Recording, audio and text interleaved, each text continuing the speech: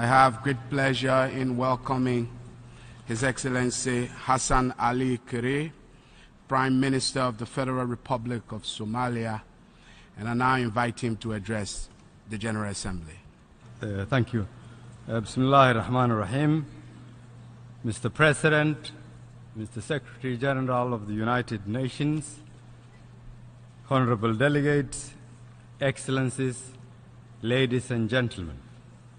It is an honor to address the 72nd session of the United Nations General Assembly.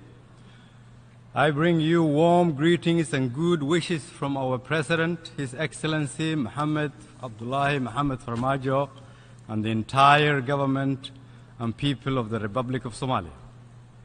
Allow me to first congratulate the President of the 72nd session of the United UN's General Assembly for assuming this role and for ably steering the august body toward a successful gathering.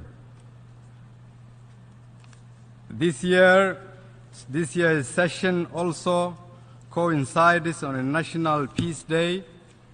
Yesterday we observed the International Day of Peace, a day that called for togetherness and solidarity with those who have been forced to flee their homes and those who leave home to seek a better life. The theme of this year's General Assembly speaks of peace and decent life in a sustainable planet. The similarity in focus goes beyond coincidence to acknowledge that the pursuit for peace, decent life, respect, safety, and dignity is a global need, yet elusive for hundreds of millions of people in the world today, from Syria to Central African Republic, from the Rohingya people of Myanmar to the people of Libya. The number of protectorate and new conflicts remains unacceptably high. The Somali people have for many years been a victim of war, famine, and poverty, which has seen them displaced internally, while others made the perilous journey abroad. We therefore know too well the necessity for the others to open their doors to distort and disillusion people who, just like us, are looking for a safe and dignified living. I take this opportunity to thank all those who, even in challenging times, continue to uphold this spirit of oneness, of sharing and caring. Mr. President, Somalia is rising, and we are determined to stay the course. Our aim is to contribute positively to the progress of our region, our continent, and the world. Despite enormous challenges, we are, among others, improving security, reestablishing law and order, and conducting the necessary political and socio-economic reforms.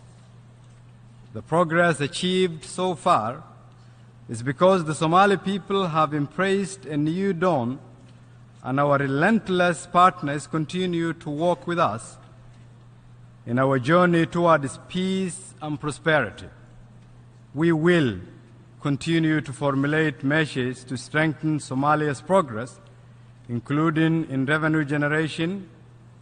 However, there are some serious challenges beyond the control of the Somali government. Debt relief would have the effect of unlocking concessional financing, attracting foreign investment, and providing an opportunity that is critical to sustaining our reform efforts and consequently reinvigorate our economy. We are already working with the international financial institutions towards this objective, and through this forum seek your support. Mr. President, terrorism remains one of our pressing challenges, with its repercussions felt globally. As such, our unity in addressing this scourge collectively and sustainably is critical. No effort should be spared in neutralizing the growth and influence of international terrorist organizations such as ISIS, Al-Qaeda, who, as we know, are key influences of localized terrorism. Efforts to step up military interventions against such groups should be redoubled. In Somalia, we've made significant strides, which we have weakened the capability of Al-Shabaab. In this regard, I would like to thank AMISOM for their sacrifice, unfailing support, dedication, and solidarity in the fight against the Shabaab. To ensure the sustainability of such gains, we focused on strengthening the military capability of our national security forces. However, the arms embargo imposed against Somalia is a severe limitation towards this objective. The federal government of Somalia will continue to work with the Security Council and relevant actors on our roadmap towards lifting the arms embargo. Poverty and lack of education and livelihood opportunities remain also contributing factors to the growth of violent extremism. Across the world, disillusioned youth are at heightened risk of exploitation by criminal networks, including terrorists. The urgent need to invest in education, skills building, and livelihood opportunities for our youth is crucial. Addressing these key strategic elements to counter terrorism is an enormous task which requires a holistic approach and resources to match. We continue to call upon friends of Somalia to help us in this important undertaking. Mr. President, we cannot talk about a sustainable planet without demonstrating commitment to make this world livable for ourselves and the future generation. Somalia is one of the countries ravaged by a vicious cycle of man-made and natural disasters created directly by environmental degradation. Rains are scarce, leading to crop failure and death of livestock, which subsequently leads to drought and famine. Currently, the humanitarian situation of millions of Somalis remains fragile as the bite of the current drought, which still threatens to develop into famine, continues. Our national development plan stipulates a clear and realistic roadmap to breaking this vicious cycle. However, Somalia and many other countries who are on the receiving end of climate change are unable to find the resources required to tackle this ever-growing problem. In this regard, we urge all member states to continue improving the Paris Climate Agreement, which has the potential to mitigate the effects of climate change. Similarly, developing countries such as ourselves need investment in long-term initiatives, including infrastructure, development, water conservation, innovative food and livestock production, and creation of livelihood opportunities. Mr. President, we need to get a better streamlining global development and aid structures, especially for fragile states. We need to revisit the prevailing paradigms and take bold and innovative steps to improve this architecture. The New Deal, engagement in fragile states agreed in South Korea in 2011, was certainly a great step in that direction. Somalia fully embraced this agreement. Yet, with all its strength, the New Deal for fragile states needs improvement. That said, the mutual accountability principles embedded in the framework are exactly what fragile countries like us need. Oftentimes, pledges are made only to be neglected later. That should not happen, as fragile countries rely on such support to rebuild their state. Conversely, development partners are often frustrated with the weak transparency and accountability institutions that exist in fragile states.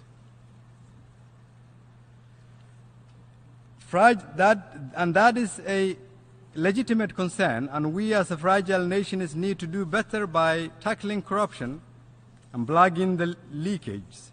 Somalia has recently taken bold steps to address corruption. The anti-corruption bill, critical for putting in place measures for good governance and accountability, has been approved by my cabinet and tabled for enactment to the Parliament. The leadership of my nation has also reiterated its zero tolerance to corruption. Also relating to this issue and funding generally, we must find predictable funding for non-UN peacekeeping missions. This is particularly true for AMISOM in Somalia. For over a decade, they have registered tremendous success, yet they continue to operate in uncertainty of funding each year. We believe that investment in peacekeeping is worthy investment in peace building and state building. And we have seen the positive outcomes of this investment in Somalia. I look forward to engaging our partners on this matter in the coming weeks and months. Mr. President, distinguished delegates, excellencies, ladies and gentlemen, a fundamental element of peace building and state building is how any country treats its marginalized and voiceless. Women are crucial in decision-making and investment in society. In spite of our many challenges, Somalia has made significant steps in this regard. During the 2016 election, the number of women in our parliament increased from 14 to 24%. Although we missed our 30% target, we did improve markedly from a few years ago. 6 months ago, when I was forming my Council of Ministers, I appointed 6 women to my cabinet. They hold some of the most important portfolios in our nation, including trade and industry, health, ports, youth and sports, women and human rights, and humanitarian affairs. In Somalia, women played an instrumental role during our worst times. In addition to being mothers and wives and sisters, they dominate the informal economy. Many living as refugees and migrants remain the lifeline of their families through remittances sent to Somalia.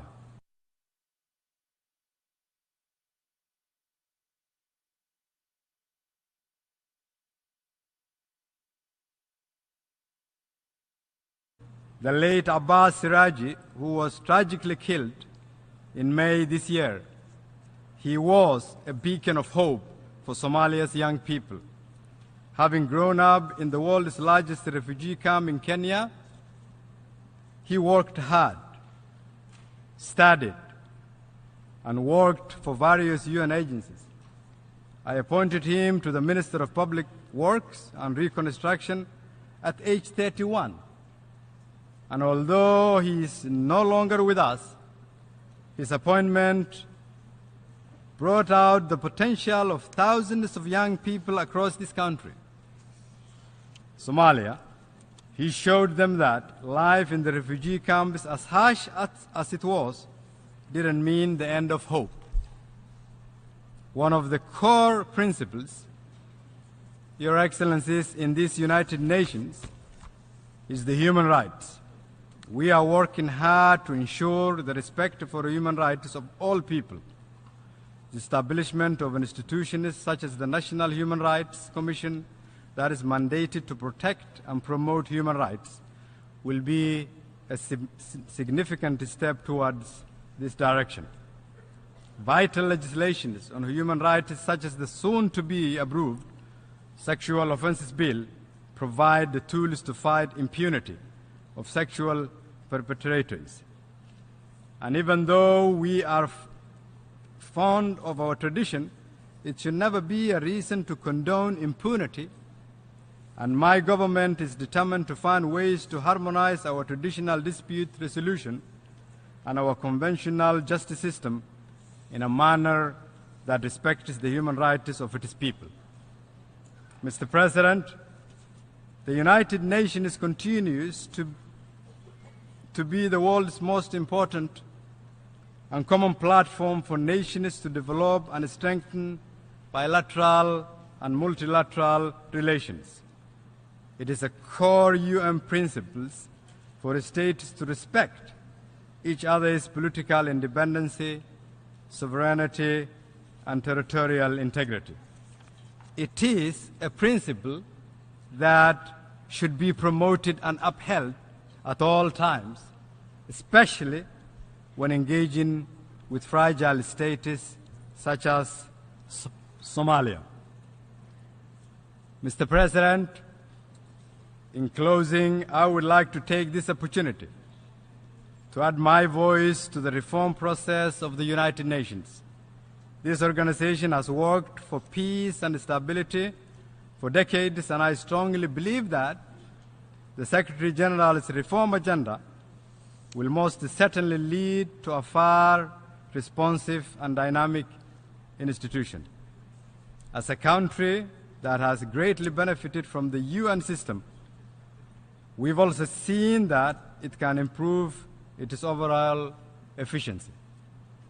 With that, I would like to conclude by once again reminding all of us that we must redouble our efforts to focus on peace and decent life for a sustainable planet, and that will take a collective recognition that what happens in one corner of the world impacts another corner of the world. Thank you, and may Allah bless you all.